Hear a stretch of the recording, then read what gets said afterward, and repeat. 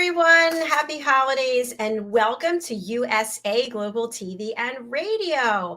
I'm Dr. JACALYN KERBECK. I'm the president, founder, and chief listening officer here at our network, where we are celebrating you, our loyal fans, as well as our guests, our sponsors, and our team members. Please, if you do follow me on social media, look for awards, certificates of recognition and appreciation that are being given out to our team members, to our fans, and to our guests for making a difference in 2022. Our show today is Authentic Achievements, and our topic is setting ourselves up to win in 2023. Joining me is the star of our show, Kim-Adele Randall. She is joining us from London in the UK. Let's welcome her. Hello. Hey, how are you? Great. How are you doing? I'm good, thank you. You're looking beautiful as ever. Oh, thank you. So are you. And I'm hoping that Scarlett will be joining us at some point as well, as we're so close to Christmas. And to me, Christmas is so much about, it's about gratitude and thanks and honoring religion or spirituality, whatever you have, but it's also for the children and to see their faces light up. And I just love it. So when we had you here last week, we took a look at your TEDx speech that you did, which was amazing. And what I wanted to just start off with is when you have something that you accomplish, an authentic achievement that is so, what's the word? You put so much of yourself in it. And you take so much time and you work with people, and there you are on the stage and you deliver it. How does it feel afterwards? Is it sort of like a balloon, or does it just keep getting better? It was really bizarre because in the run up to it, I was so nervous. And I talked to myself in and out of it all the time, going, you're just sharing a very personal message. And I can honestly say I've been genuinely blown away by people's kindness, and so touched by people that have reached out that either knew me or didn't know me to share some of their personal journey. And it takes such a lot of courage to be vulnerable, to share your vulnerability.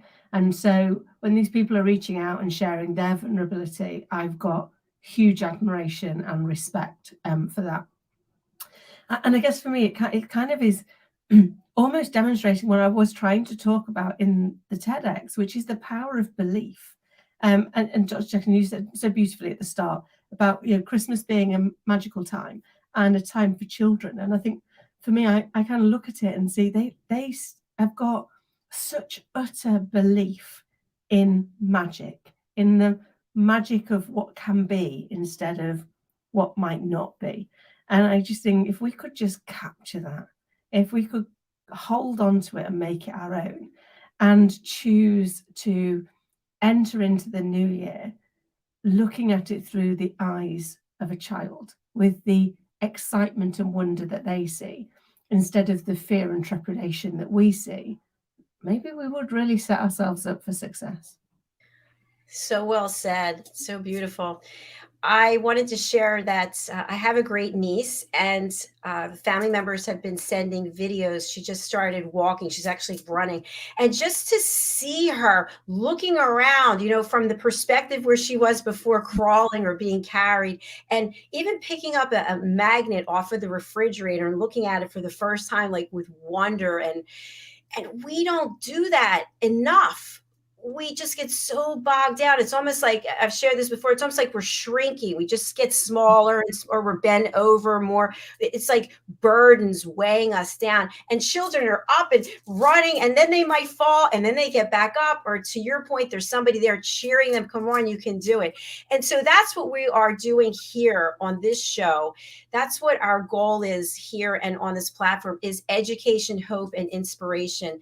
So Kim-Adele, when we think about setting ourselves up to win in 2023, I don't know exactly what win means. I did pick that title, but I can think of an actor whose name I'm not going to mention, but I remember he was on a television show and he said, winning, we're winning. And I think he kind of brought a new meaning to winning, but it's a personal thing, isn't it, to win?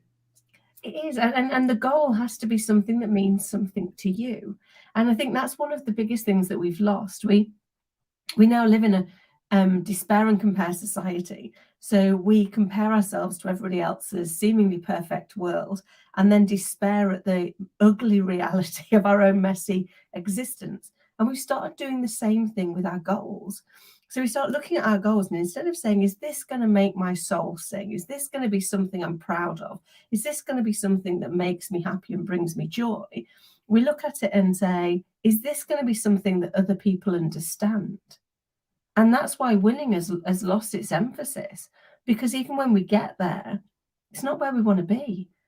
It's where we think other people want us to be. And therefore, we're in this constant trap of always wanting something else. Because what we're not willing to do is go inward and say, what are the things that bring me joy?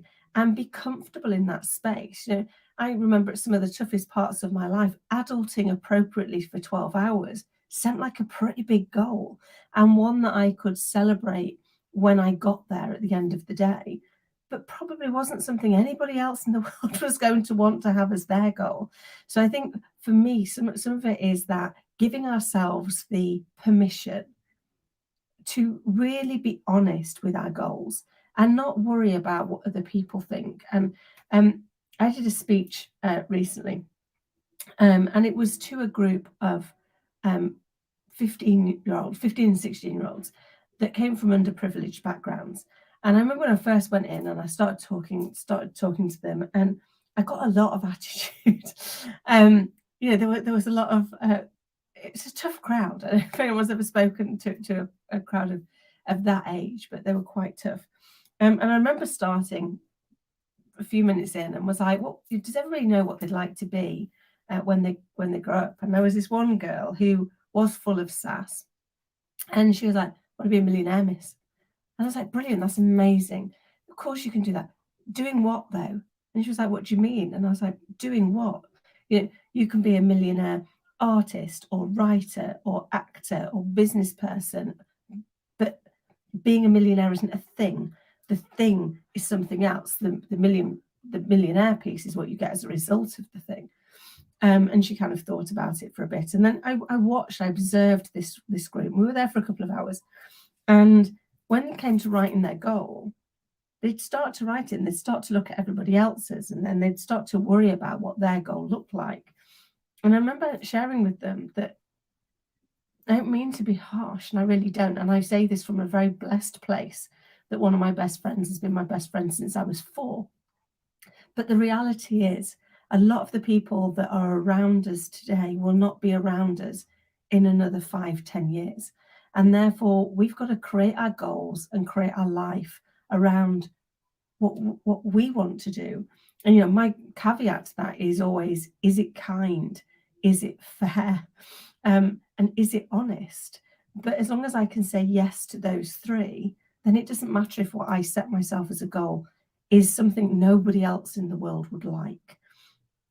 Because it's got to be about what I like. Because over the years, people around you change. They might be the most important people in your world right now, but unfortunately, they may not be at your side in a few years' time. I love that. So on point. And as a follow-up to what you just said, rather recently, someone asked me, I had seen them in a while, what I was up to, what I was doing. And of course, I'm so excited. Oh, I'm doing this. But before I said anything, I tempered it and I thought, I wonder if they really care. If I start going into what it is I'm doing, are they going to care and be interested, or is it just kind of a perfunctory, what have you been up to? So this is what I do nowadays. I sort of test the waters. So I reply by saying, thank you so much for asking. I actually have 2 songs that are collaborations with other people that we're going to be releasing. And they didn't say anything. So I thought, okay, they're not really that interested. So I just changed it over to them.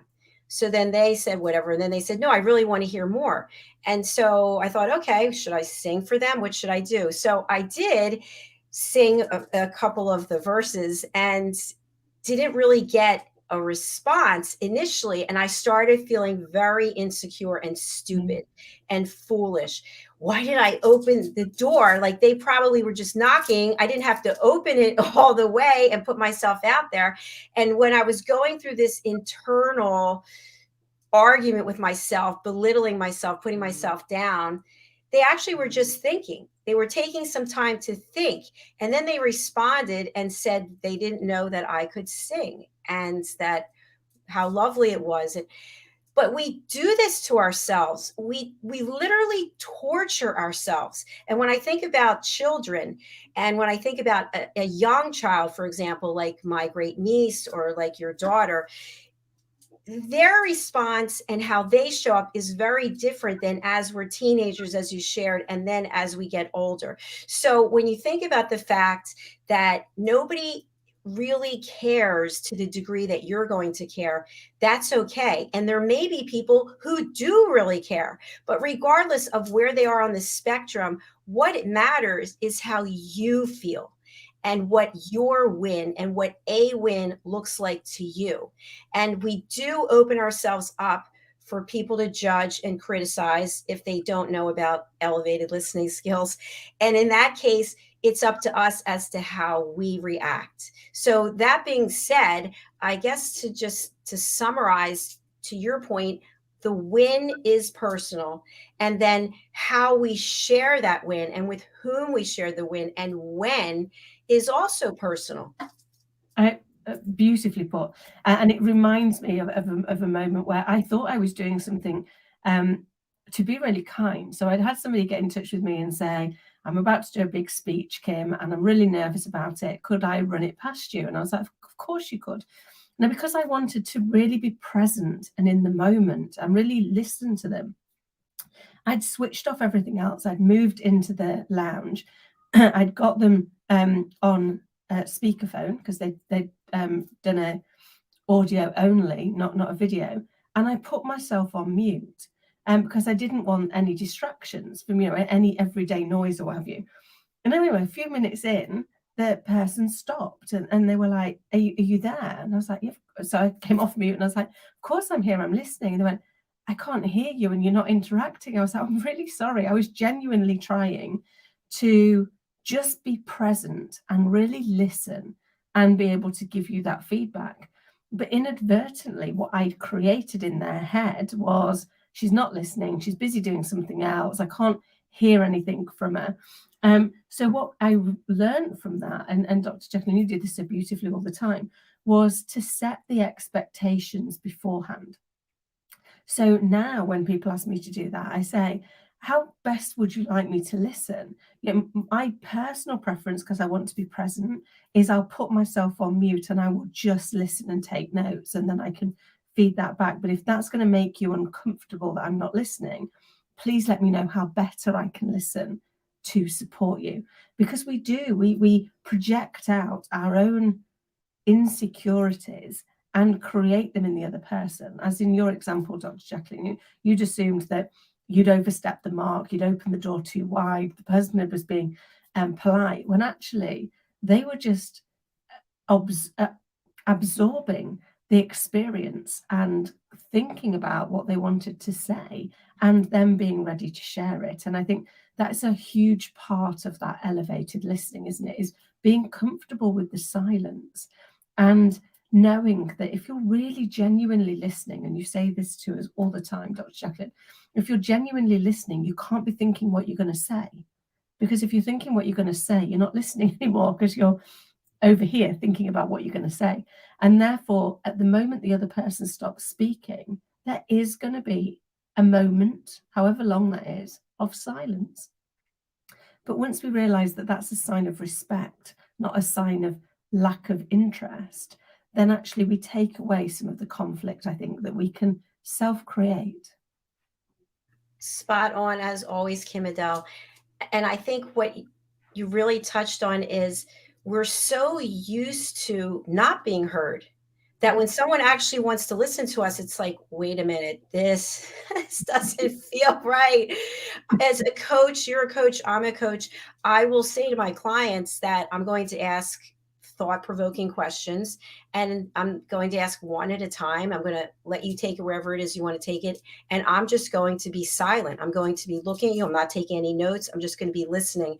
And when you stop speaking, I'm not going to ask another question right away, because then you might come up with an epiphany or some idea. So I'm going to be looking at you to see if you really finished speaking. And what happens time and time again is they stop speaking, and I'm looking at them, and they're just like, they don't know what to do, even though I set the ground rules, because they're so used to somebody just jumping in. And you know this as well, when we set ourselves up to win, that if we jump in at that exact moment, that might be when that thought pops into their head, and that's the one that they're going to build upon for whatever it is their goals or their objectives are.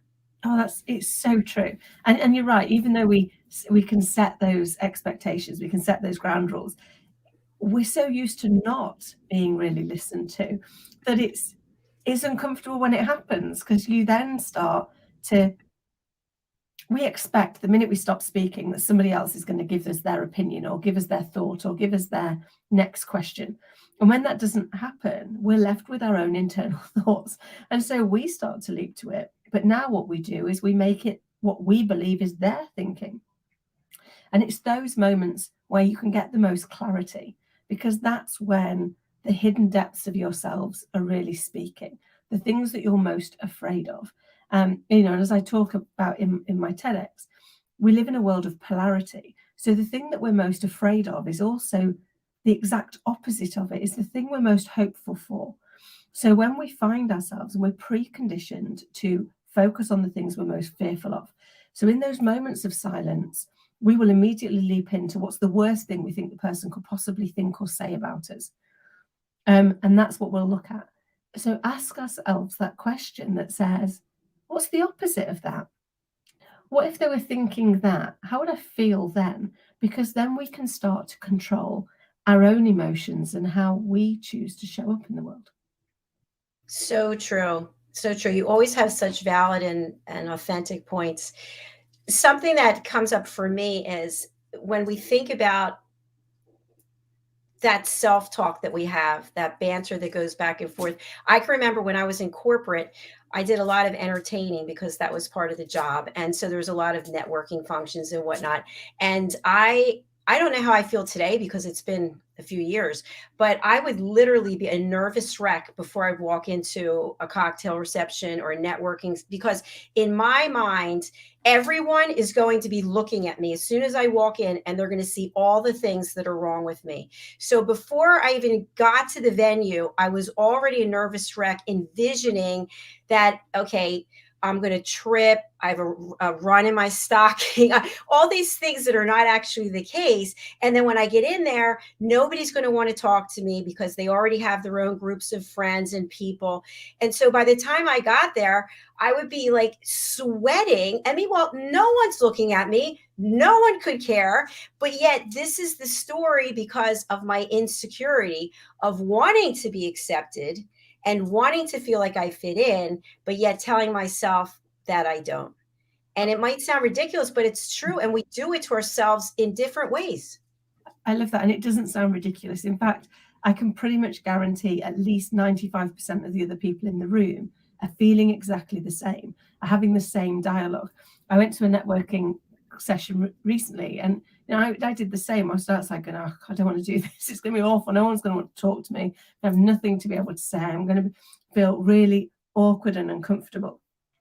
And it was a really interesting and very well run networking group, because after it was a launch of something, and at the end of the launch, they said, now we get into the socially awkward and inept moment where all of us will panic that we've got to go and talk to people that we don't know.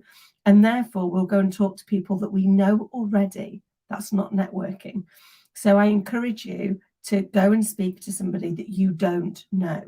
And I'm going to come round, and I'm going to, if I see people talking to people that they know, I'm going to encourage them not to.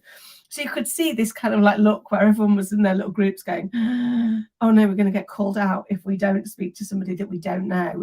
But we're going to be really uncomfortable with that, talking to people that we don't know. And yet in every one of those conversations, and I've had follow-up conversations with quite a lot of the people, all of us felt the same way. All of us were like, well, I can't possibly go and talk to you because you look like you really know what you're doing. And they were like, well, you look like nothing really bothers you. We create these perceptions of people. And they're not always, they're not always the same thing. I remember many years ago being on a train, and this lady who her seat was the one next to me, and she came up and she was very apologetic. And I said, "Oh, is this one your seat?" And she like looked at the ticket and she went, "Yes, it is." I went, "Oh, let me move for you." So I moved. Hers was in the window. She sat back down. And then we got talking, and she was like, "I nearly didn't come over." She said, "Because I wasn't going to approach you." And I said, "Why would you not approach me?" And she went, "You didn't look like the kind of person that was going to take kindly to having somebody come up and say, 'I think you're sat in my seat.'" And I said, why would I not? If I was sat in your seat, it's your seat. You should be able to tell me. As it was, I wasn't. I was sat next to your seat, which was my seat, and it was all okay. And we chatted away, and we still chat now, 3 years on. And she said, I've travelled on this train for 4 years, she said, and like, no one's ever really had a conversation with me.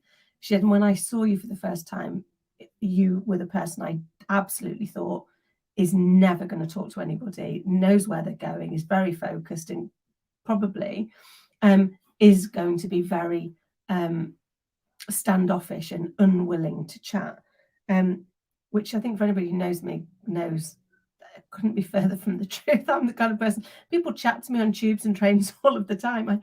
I used to joke, I've got a hairdresser's face. People will tell me anything. But it was interesting how her perception nearly had her standing on a train for 2 hours and 15 minutes, despite the fact she had a chair, because she wasn't going to be willing to go and make that, put herself out of her comfort zone. And that was because we made those assumptions. And yet the opposite could so easily be true. So I think, for me, I always try and assume, what if the other person feels like I do? What if the other person is equally terrified that no one's going to want to talk to them, that no one's going to think they've got anything valid to say, that no one's going to go and help them get through the next hour? And how grateful would I be if somebody came over and started the conversation with me, helped me out of that awkwardness? Well, I'd be hugely grateful and massively appreciative. So I push myself to be that person for others, not because I feel more able to do it, but because I'm desperately hoping somebody will do that for me. I love this story. There's so many lessons that come from that, about judging, about insecurity, about staying stuck where we are. And kudos to that person for actually getting out of her own way and coming and having that conversation. And a question I have for you about that story is, when she said to you, you didn't look like that type of person, that she was judging and basically labeling, how did you feel about that? I was mortified in that I was like, oh my goodness, what did I do wrong? What impression have I given off to people? Do I give that impression off to everybody else? So funnily, while she assumed that I went straight into judging her, I didn't. I went straight into judging me. What had I done wrong? What could I have done differently? And I think, when I talk to people, that resonates. It's like, we don't immediately go to judge the other person. We turn that judgment back in on ourselves and go, oh my goodness, what could I have done differently? I know, for example, for a lot of years, I was terrified. I mean, I've been public speaking now for 20 odd years. I've been flown around the world to do it. But I used to be terrified, and occasionally still am terrified, as we've identified with my TEDx. And so on those days when I'm scared, when I don't feel confident, I use my own little confidence hacks, which may not work for anybody else, but they work for me. The first one is I wear the brightest colour I know how to wear and get away with. The second is I wear the brightest lipstick. And the third is I plaster on the biggest smile I can manage for the day. Because those 3 things give an outward perception that I feel confident. And what happens is then people treat me as if I am confident. And then I can borrow their belief and think, if I really were confident in this moment, how might I behave now? And how might I address that? And I remember, and we might have shared this before, so if I have, apologies for the repetition, but I remember standing up doing this speech, it was a face-to-face one. And in that moment, and I was doing it on behalf of one of the banks that I work for. And in that moment, I suddenly panicked, going, I can't do this. I'm not prepared. I don't know what I'm going to talk about. There's too many people. There was standing room only, all these faces staring at me. And I remember standing there and saying to them, every fiber of my body is telling me to get off this stage and run as fast as I can. And I can't do that for two really valid reasons. The first, I don't think I can run fast in these heels. And the second, and perhaps the more important, is I'll never come back from it, because my name and my picture all over the brochure that you've got, they're all over the event. And so if I do that, you will only ever remember me as the woman that ran away. And so I can't do that. But what I can do is give myself permission to share with you it's how I'm feeling. And in doing so, hope that I can quieten that inner voice long enough to remember what I'm here to tell you. And then I went on and did my speech. And I'm getting to the end of it, and I had a queue of people. It was bizarre. A queue of people. I was like, oh, bless them. Why are they queuing to just meet me? It's just me. But they, wanted to come up and say, you stood there in a bright red dress with bright red lipstick and a huge smile on your face, looking like nothing has ever bothered you. And yet when you shared that, we knew that you meant it. We knew authentically that's where you were. And I said, but that's the point. I said, what's the worst that could have happened? When I shared that with you, you could have all walked away. You could have all gone, well, if she doesn't think she should be on the stage, then we're certainly not going to waste our life listening to what she's got to say. I said, and that would have been really embarrassing. Standing here talking to an empty room would have been mortifying. But I would have survived. And so I had to take the chance that if I were willing to be vulnerable, that you would be willing to give me the benefit of the doubt and give me the chance to share something. And the fact that you've queued to spend time with me afterwards to share a challenge that you're going through, or ask for some advice on how you overcome something that you're facing, tells me it was worth that risk. It was worth taking that fear of being judged for being vulnerable and putting it to one side and saying, maybe if I just share some vulnerability today, it will be the thing that motivates somebody else to get past their own perceived vulnerability. Thank you so much for sharing that story and your vulnerability. It's so raw and it's so real. And I think that just draws people to you, because if you think about someone who's given a speech and they go right into whatever the topic is, there's no really getting to know them. There's no story in advance. And they've done it so many times. It's just almost like they're on autopilot. People don't relate to that. People want to understand who you are, what's going on with you. And when you share the dichotomy of being in red, like I am right now, or you with your red lipstick, and yet feeling the way that you feel, people can relate to it, because sometimes people could judge and go, oh, red, she must be, she's almighty, all powerful, all confident, and I'm this tiny. And then they set themselves up to fail, because once again, the judgment. So I would encourage everyone, when you're thinking about setting yourself up to win, how can you be vulnerable? Where can you be vulnerable? With whom can you be vulnerable? And again, it's not about having somebody pat you on the back and say, hey, it's about you stepping into that place that you don't want to go, that place that, and Kim-Adele, we've talked about this too, because I think this aligns nicely with what we're talking about. When something happens to us in life, we may say to ourselves, wow, I didn't expect that to happen. I don't have time to deal with it right now.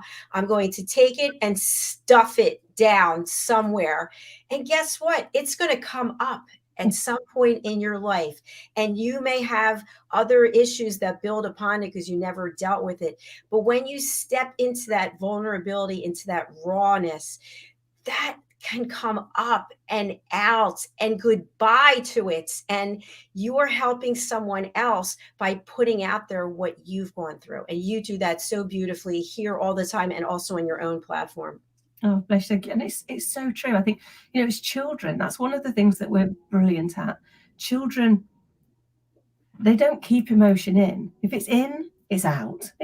Whatever's going on in their world, it's out there for all to see, until we teach them to suppress it.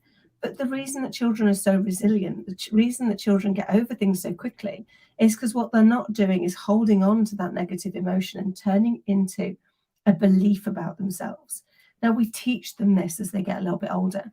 But one of the things, is we've got to get that emotion out, because if not, it comes back, and we hear stories of this all the time, where people end up being really ill. I ended up with double lung pneumonia, and I genuinely believe it was because for a long period I hadn't dealt with what had gone on in my life. I just kept ignoring it, pushing it down and moving forward, and eventually your body goes, tactical time out, love. You need to stop, and you need to focus on what needs changing.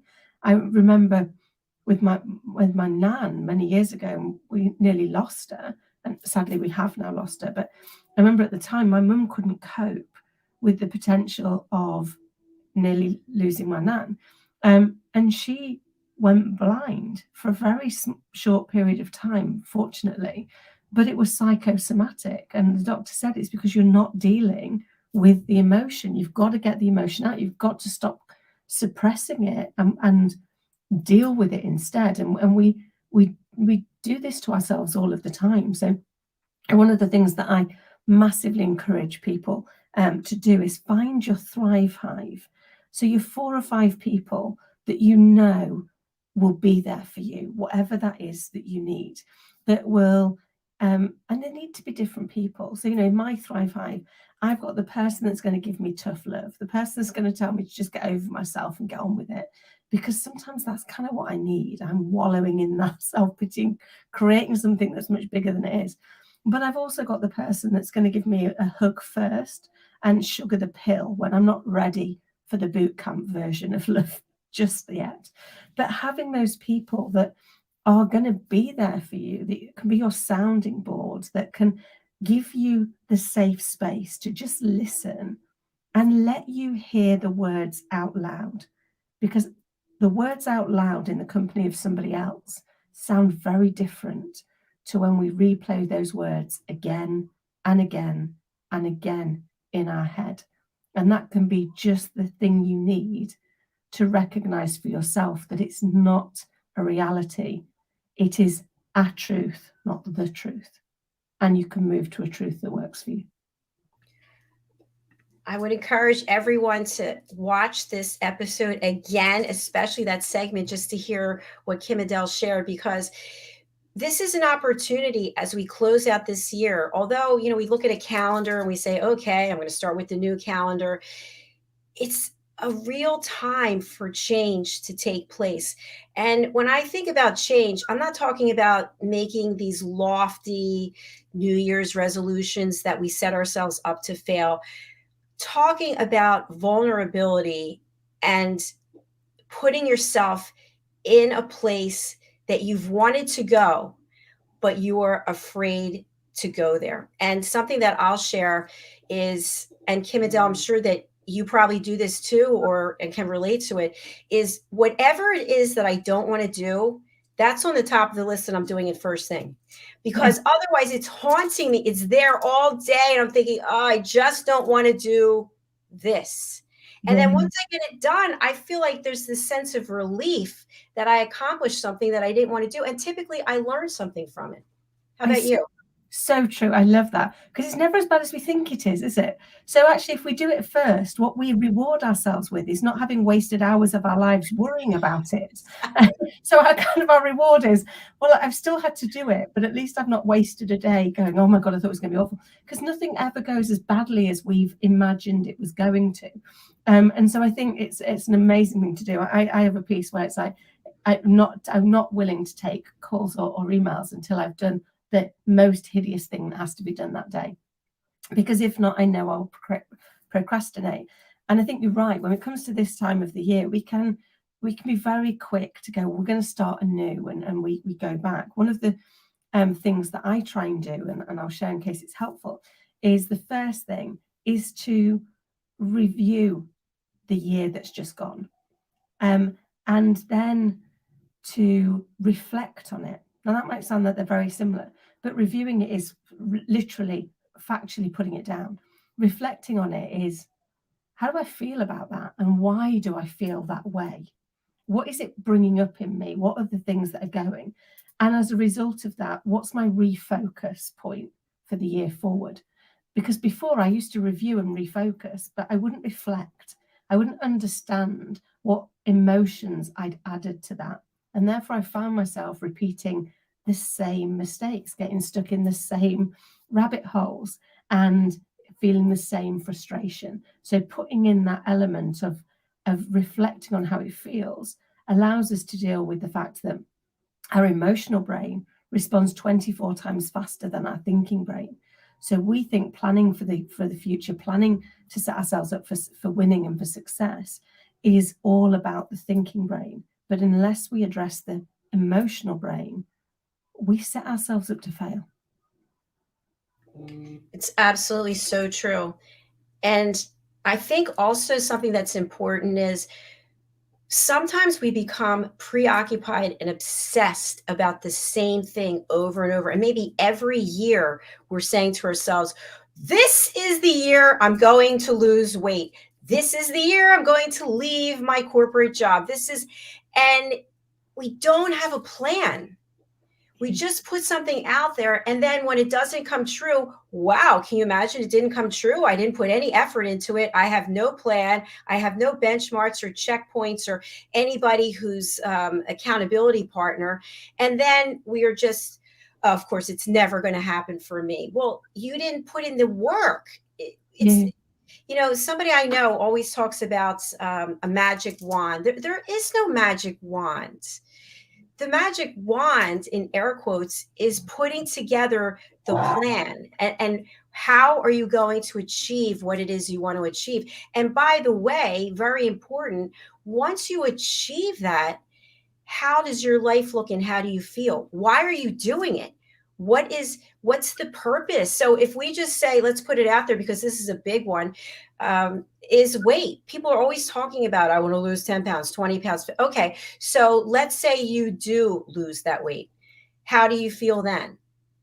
Is it really the weight or is it something else? Is the weight something, the eating, is it covering feelings or trauma that you haven't dealt with?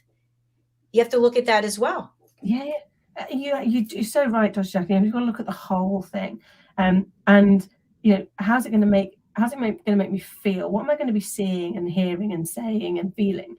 Because the more color we put onto that picture, the more likely it is that we're going to make it happen. And I can't remember if the study was done by Harvard or Stanford, but there was a study done of people about their goal, and only 17% of the people in the study had written down their goal. Whatever the goal was, only 17% of them had written it down.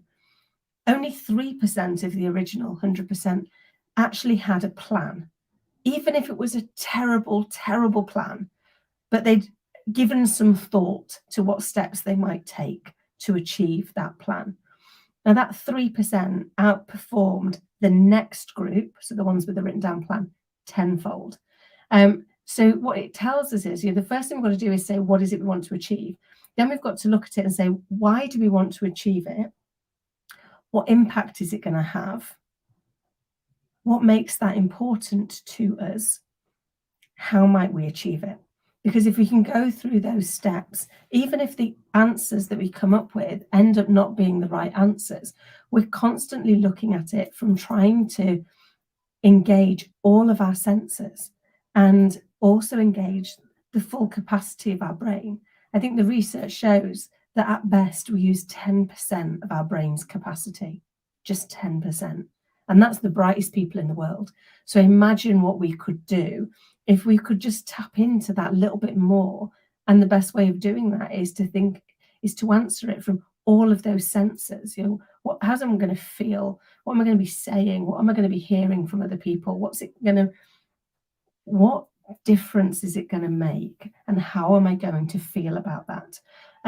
Because then you can really get into why it's important, and that gets you out of bed. It gets you doing the thing that makes you uncomfortable, even when you don't want to, because it reminds you of what makes it important. Bravo. I love this. As always, spot on. We do have a comment from our top fan joining us from Uganda. Hello, Enoch. Nice to have you with us. 2023 is your year. All right. We'd love to hear about your plan as well. Thank you for being here. Kim-Adele, I think for people who are out there watching and thinking to themselves, you know what, this is starting to resonate. I'm going to really give it some thought about what it is I'm trying to accomplish and what it means once I do accomplish that. What are some of the steps that people can take? You talked about writing things down, but if you want to, let's use an example. Let's say you want to lose weight. Okay, I'm always obsessed with weight. Okay, that's why I bring this up. So I think to myself, okay, I tried this diet, I tried that diet, I tried exercising more. Maybe I could just love myself the way I am. And then I have this battle going back and forth. So I know other people have battles as well. How can we come up with a plan that actually is doable? Okay. And at the same time, we can respect ourselves for doing it. Oh, it's a great question, as always. So for me, there's the amazing model I've been using for decades. It's called the GROW model. It's so simple and yet so powerful. It was devised back in the late 1980s by Sir John Whitmore and a couple of others. And it basically asks us to first break down what is the goal. So what is it that we're trying to achieve? And again, in that, be really clear with yourself. Why do you want to achieve it? What makes that important to you? How are you going to feel when you've achieved it? What are you going to hear? What are you going to say? How are you going to celebrate? And then what you have to do is move. So that's the first part of the model. The second part is reality. So if that's where you're going, where are you now? And be really brutally honest with yourself about where you are today in relation to where it is you want to go. The third step is what are the options and what are the obstacles? So how might you move from where you are to where you want to go? But also what might get in your way? So, you know, when I did this last year and I suddenly decided, I wanted to get fit and lose weight, and that was my goal. And my reality was that, I was a bit of a couch potato and I didn't really do any of those things. And then I got into my options. I didn't look at my obstacles. So I got into my options. I was like, I could take up running. I could do that dead easy. But I didn't look at how was I going to fit that into my day. I'm a single mum with at the time, 5-year-old. I've got the school run to do, and then I run my own business and work for clients. Where was I going to fit in this run? Because I couldn't take my 5-year-old with me and I couldn't leave her in the house on her own. So funnily enough, it didn't happen. So you've got your options and obstacles. And then your last one is the willingness and what next. So what are you going to do and how willing are you to make that change? And the beauty of the model, and it's called the GROW model, is if you find yourself, you keep doing the reflection and you go, well, I said I was going to go out running and I haven't done it. Why is that? You can go back along the model to see, was it because I've not identified an obstacle? Was it because I've not understood and not been honest with my current reality? Was it because it's not really a goal I wanted? It's one I thought other people thought I should have because I thought that they were looking at me and judging. So for me, it's beautifully simple, but it's been a great way of being able to do that regular reflection. And I think, for me, it is about that review, reflect, and refocus. And I try and do that every month. And understand for me emotionally how that feels, because I've learned the hard way that it's very often the emotional part of me, not the thinking part of me, that is actually my biggest barrier to success. Once again, spot on. Our emotions overwhelm us, and we end up in many cases just being stagnant and staying in place because we've built this entire model of what's going to happen, and it's not even true. And I've shared this before. My dad and I had this list of things that were going to happen to us, and we would just throw them out there, because whatever it is you think is going to happen, that's not what's going to happen. And of course, that's exactly, my dad died of something it wasn't on the list. We never even heard of it before. And then there it is. So I feel like we've given a lot of things for people to consider and reflect on. And something that I also want to add, which our wonderful guest Enoch is putting here, let's share his comment. He writes, the most problems all we can achieve, but what brings down our success is when we forget where we got the blessings from. To keep what we have achieved, it's only God's grace. And he also writes, that's why every year I try to make new friends. Yeah, that's important. We have to give gratitude, whether you are a spiritual person, whether you're a non-believer, whether you don't believe there's a higher entity. We all have things to be grateful for. And I find the people who are the most grateful, the people who do help other people, are the ones for whom the light shines on, the blessings come. We're not going to have a life that doesn't have rain. Into every life some rain shall fall. But when the rain does come, maybe because of what you've done, you've got your own umbrella. Or maybe you'll just let the rain fall down on you and you just welcome it from Mother Nature. That's so much of, thanks. So much of what we share here, I feel like I take it to heart myself. I love working with you and having this time with you and having you as my friend. I just take it all in and consider it. As we close out the show, I want to highlight the fact that your TEDx speech is available for people to go and watch. I'm going to be putting it into the comments so they can just click on it. If you didn't get to see the show last week, or you haven't gone over to TEDx, please do watch Kim-Adele Randall's speech. It's really motivating and empowering, and she is changing lives. Tell us about the ways that you bring value to people, the clients that you work with, and how people can get in touch with you. Bless you. Thank you. So I tend to work with organizations that are wanting to really build that brave belief and become unstoppable. So whether that's getting their business to double in size, making it saleable, or just helping create a culture that empowers people. But I also have the absolute joy and privilege of hearing people's own authentic achievements and their stories, and helping people to reframe that mindset, to remove the parts of their thinking that aren't setting them up for success, that aren't aligned to their higher good. So if any of those resonate with you, please do get in touch. You can email me directly, kim@kimadelrandall.com. You can find out more about what we're doing at AuthenticAchievements.com, or check out the TEDx and let me know your thoughts. The idea of it was to spark a conversation. So if it sparks a conversation in you, please reach out. Fantastic. And Enoch has another comment, which is, wow, Kim, nice project. Thank you. Thanks, Enoch, for being one of our top fans. We do appreciate you. We actually interviewed Enoch earlier. I think it was this week. The days go by. So you can go over to our YouTube channel and actually just put in his name. You should be able to find it.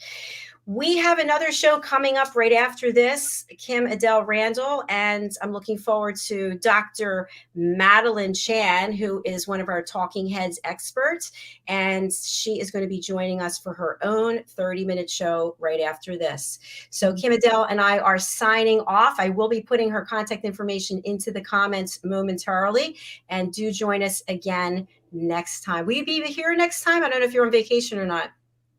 I'm here next week to see in the end of the new year. But I'd just like to say to yourself, Dr. JACALYN, and your family, and to everybody watching and listening, I wish you all a happy, healthy, and peaceful festive period.